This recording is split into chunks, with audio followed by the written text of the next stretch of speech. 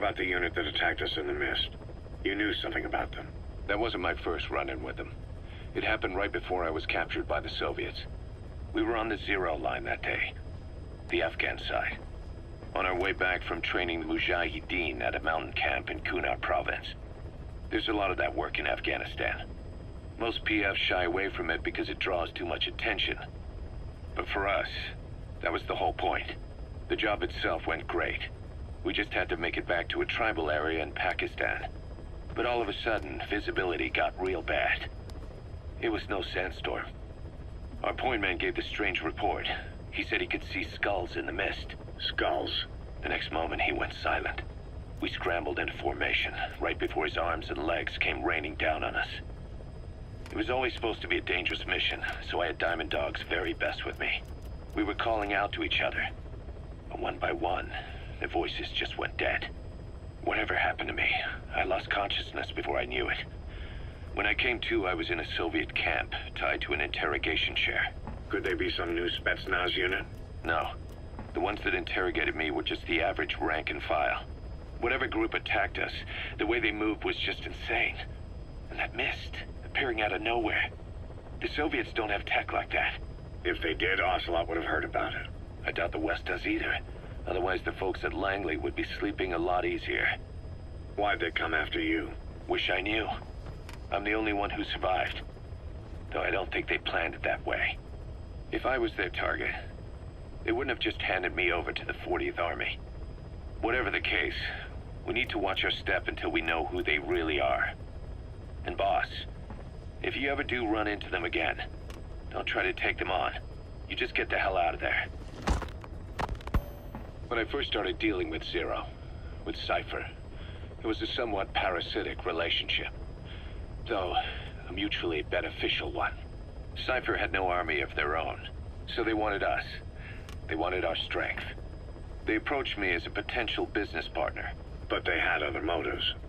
Cypher coaxed us into Central America, into that US-Soviet proxy war, to fuel Mother Base's growth. Once we were big enough, they'd force us to join them. That was the plan.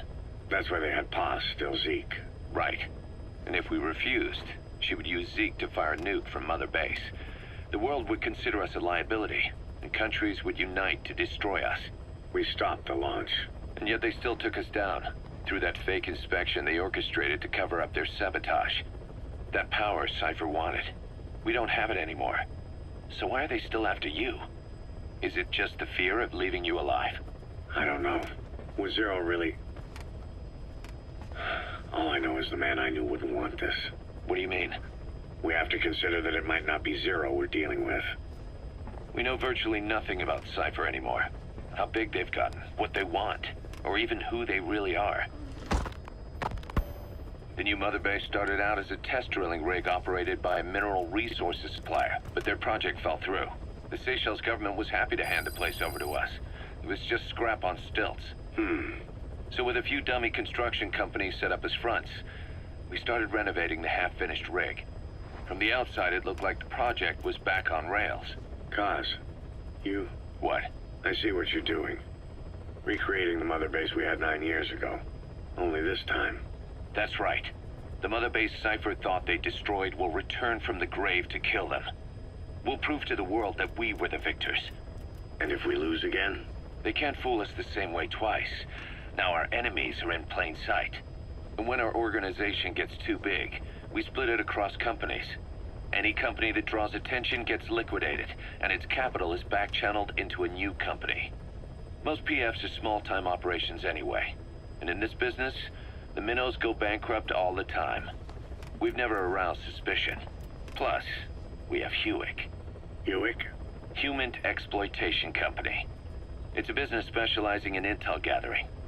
Think of it as a civilian intelligence agency. Kaz, that's... Remember what they were trying to accomplish at the prison facility in Cuba? That gave me the idea. We dispatch moles into conflict zones around the world, and each sets up an intel network on site.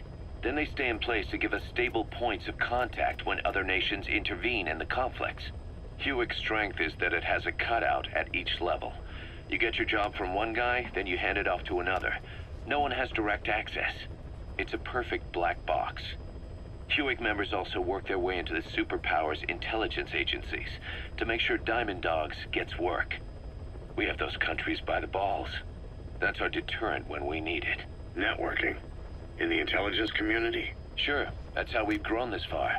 And when you go out on missions, intel from Hewick will be there to back you up. But despite all that, Cypher has its eyes on us. The only reason I'm not dead is that they needed to know where you were. Figured if you woke up, I'd go straight to you. That's why you made that ruckus at the Zero line. Yeah, to make their own surveillance work against them. I think it took some of the heat off Cyprus. Kaz. Then I just had to wait for you to save me. And I've gotten used to waiting. Kaz. That's not all. It was a good chance to scout the market. And with the West wanting the Soviets out of Afghanistan, their agencies are bursting at the seams with funding. Boss, let's start by building up our Afghan presence. Why put Mother Base in the Seychelles? We're at the center of the world here. We're all the way out in the Indian Ocean. Come on. Lebanon, Sri Lanka, East Timor, and Africa. From here, our reach extends to conflict zones the world over, including Afghanistan, of course. So it's prime real estate for a mercenary. Exactly. Latin America isn't as close as I'd like, but we have Amanda and her people to help in that department. And besides, the Seychelles government owes us a favor. Owes us? The Seychelles has strong ties to the east, which the West wanted to shake up. It came to a head 3 years ago in an attempted coup. It was a force of South African mercenaries with U.S. backing behind the scenes. They were only platoon size, but South Africa is home to some heavy PFs. Too much for the Seychelles to handle. In the end, they accepted help from the Tanzanian army and quelled the coup. We set up the deal and handled on-site tactical instruction. That led to some training work for the Seychelles military. And when we put down a mutiny within their forces, well, we made a lot of people happy. They don't pay us. They just let us have a piece of their offshore territory on the promise we'll come running if something else happens. So we're bodyguards, too. It's a good setup. We can only take Mother Base so far here. We'll have to find somewhere else when this place starts getting big. Aren't you being a little hasty? Nothing hasty about it. You're back with us now. So, Kaz, the ship that took us from Cyprus, it used to be a whaler. Yeah, a Japanese vessel. How was the voyage? It was... stimulating. Well, she was part of a whaling fleet up until a few years ago. Her displacement isn't anything to write home about, but she can really move. She still had plenty of life left in her, but then the work dried up. Global opposition to whaling has been mounting for years. Is that right? The push to ban it has been gaining traction for a little over a decade. Individual species came under protection as the years went on. And then 2 years ago, the IWC adopted a moratorium on commercial whaling. Several countries, including Japan, fought it to the bitter end. But eventually, most whaling companies had no choice but to throw in the towel. You ever tried whale snake? Can't say that I have. When I was a kid in Japan, practically everybody ate it. That good, huh? The country was poor in those days, and whale was cheap. International opinions changed since then. In any case, that's why we were able to get a bargain price on the ship. Of course, we did end up spending 5 times the purchase price in modifications. We had to really work to fit in all the ESM and communications gear while keeping the whaler look intact. Right now, she's going around conducting SIGINT missions. In the future, we plan to use her as a communications relay base between you and Mother Base, and also as a chopper resupply vessel. Diamond Dogs. The word diamond originally comes from the Greek adamas. It means indomitable, unyielding. Other words for the stones often mean eternal bond, fortitude, or purity. The same is true of the Star of Bethlehem flowers you laid on the boss's grave. They represent innocence, as well as chastity, yielding to no man while maintaining one's virtue. In other words, staying loyal to something.